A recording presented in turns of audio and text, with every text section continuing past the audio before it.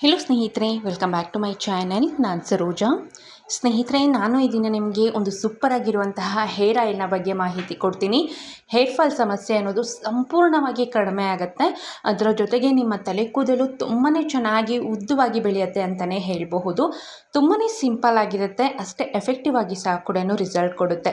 ಯಾರ್ಯಾರು ತುಂಬ ಬ್ಯುಸಿಯಾಗಿರ್ತಾರೆ, ಆಫೀಸ್ಗೆ ಹೋಗುವಂತಹ ಒಂದು ಮಹಿಳೆಯರಾಗಿರ್ಬೋದು, ನಂತರ ಕಾಲೇಜ್ಗೆ ಹೋಗುವಂತಹ ಒಂದು ಹುಡುಗಿಯರಿಗಾಗಿರ್ಬೋದು, ಈ ಒಂದು ಹೇರ್ ಆಯಿಲ್ ನಂಬರ್ 1 ಅಂತಲೇ ಹೇಳ್ಬೋದು. ಜಾಸ್ತಿ ಪ್ರಮಾಣದಲ್ಲಿ ರೆಡಿ ಮಾಡಿ ಸ್ಟೋರ್ ಮಾಡಿ ಸಹ ಕೂಡ ಯೂಸ್ ಮಾಡ್ಬೋದು.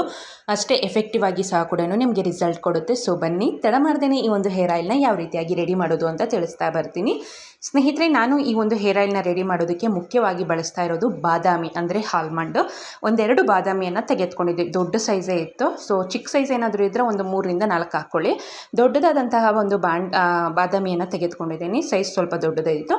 ಸೊ ನಾನು 2 ತೆಗೆದುಕೊಂಡಿದ್ದೀನಿ ಅಷ್ಟೇ. ಅದನ್ನು ಸಣ್ಣ ಸಣ್ಣ ಪೀಸಸ್ ಮಾಡ್ಕೊಳ್ಬೇಕು, ಇಲ್ಲಾಂದರೆ ಗ್ರೇಟ್ ಮಾಡ್ಕೊಳ್ಬೇಕಾಗತ್ತೆ. ಮುಖ್ಯವಾಗಿ ಹೇರ್ ಫಾಲ್ ಸಮಸ್ಯೆಯನ್ನು ಕಡಿಮೆ ಮಾಡೋದರಲ್ಲಿ ಬಾದಾಮಿ ನಂಬರ್ 1 ಆಗಿ ಕೆಲಸ ಮಾಡುತ್ತೆ. ಸೊ ಆ ಕಾರಣಕ್ಕಾಗಿ ನಾನು ಈ ರೀತಿಯಾಗಿ ಯೂಸ್ ಮಾಡ್ತಿದ್ದೀನಿ. ಈ ಒಂದು ಹೇರ್ ಆಯಿಲ್ಗೆ ತುಂಬಾ ಒಳ್ಳೆ ರಿಸಲ್ಟ್ ಕೊಟ್ಟಿದೆ ನನಗೆ. ಹೇರ್ ಫಾಲ್ ಅನ್ನೋದು ಒಂದೇ ಬಾರಿಗೆ ನಿಮಗೆ ತುಂಬ ಅಂದರೆ ತುಂಬಾ ಕಡಿಮೆ ಆಗುತ್ತೆ. ಸೊ ಈಗ ಹೇರ್ ಆಯಿಲ್ನ ರೆಡಿ ಮಾಡಬೇಕಲ್ವಾ, ಆಲ್ಮಂಡನ್ನ ಕಟ್ ಮಾಡಿ ಸೈಡಲ್ಲಿ ಇಟ್ಕೊಳ್ಬೇಕಾಗತ್ತೆ. ನಂತರ ಒಂದು ಪುಟ್ಟದಾದಂತಹ ಬಾಣಲೆಯನ್ನು ತೆಗೆದುಕೊಂಡು ಅದಕ್ಕೆ ತೆಂಗಿನೆಣ್ಣೆ, ಸೊ ನಿಮ್ಗೆ ಎಷ್ಟು ಕ್ವಾಂಟಿಟಿಯಲ್ಲಿ ಬೇಕೋ ಅಷ್ಟು ತೆಗೆದುಕೊಳ್ಳಿ. ಅದರ ಅರ್ಧದಷ್ಟು ಹರಳೆಣ್ಣೆನ ಹಾಕ್ಕೊಳ್ಬೇಕಾಗತ್ತೆ. ಹರಳೆಣ್ಣೆ ನಿಮ್ಗೆ ಇಷ್ಟ ಇದ್ದರೆ ಹಾಕ್ಕೊಳ್ಳಿ, ಇಲ್ಲ ಅನ್ನೋದಾದರೆ ಸ್ಕಿಪ್ ಮಾಡಿ. ಇಲ್ಲ ಅನ್ನೋದಾದರೆ ಹರಳೆಣ್ಣೆಯ ಬದಲಾಗಿ ಆಲಿವ್ ಆಯಿಲ್ನ ಸಹ ಕೂಡ ಯೂಸ್ ಮಾಡಬಹುದು.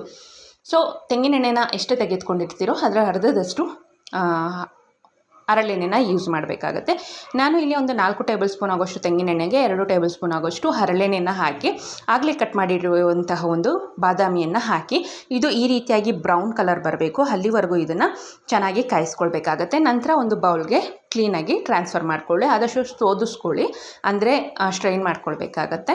ಈಗ ಈ ಒಂದು ಹೇರ್ ಆಯಿಲ್ ಅನ್ನೋದು ಸಂಪೂರ್ಣವಾಗಿ ರೆಡಿ ಆಗಿದೆ.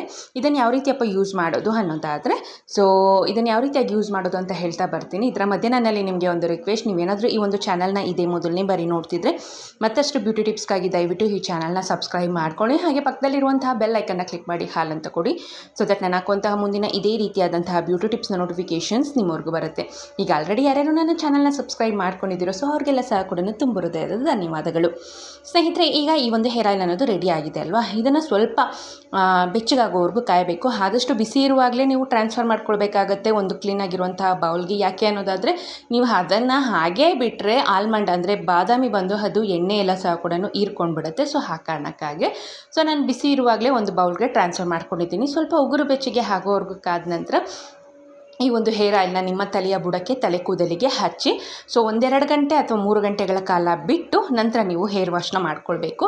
ಸೊ ನೀವು ಯೂಸ್ ಮಾಡ್ತಾ ಇರುವಂತಹ ಹೇರ್ ಆಯಿಲ್ನ ಬದಲಾಗಿ ಇದನ್ನು ವಾರದಲ್ಲಿ 2 ಬಾರಿಯಾಗಿ ಯೂಸ್ ಮಾಡಿದ್ರೆ ಹೇರ್ ಫಾಲ್ ಸಮಸ್ಯೆ ಸಂಪೂರ್ಣವಾಗಿ ಕಡಿಮೆ ಆಗುತ್ತೆ. ಅದರ ಜೊತೆಗೆ ನಿಮ್ಮ ತಲೆ ಕೂದಲು ಆರೋಗ್ಯಕರವಾಗಿ ಬೆಳೆಯೋದಕ್ಕೆ, ದಟ್ಟವಾಗಿ ಬೆಳೆಯೋದಕ್ಕೆ ಸಹ ಕೂಡ ತುಂಬಾ ಸಹಾಯ ಮಾಡುತ್ತೆ ಅಂತಲೇ ಹೇಳ್ಬೋದು.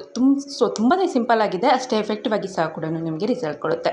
ಸೊ ಇದಿಷ್ಟು ಈ ಮಾಹಿತಿ ಆಗಿತ್ತು ಸ್ನೇಹಿತರೆ. ಈ ವಿಡಿಯೋ ನಿಮಗೆ ಇಷ್ಟ ಆಗಿದೆ ಅಂದ್ಕೊಂಡಿದ್ದೀನಿ. ವಿಡಿಯೋ ನೋಡೋದಕ್ಕಾಗಿ ಧನ್ಯವಾದಗಳು.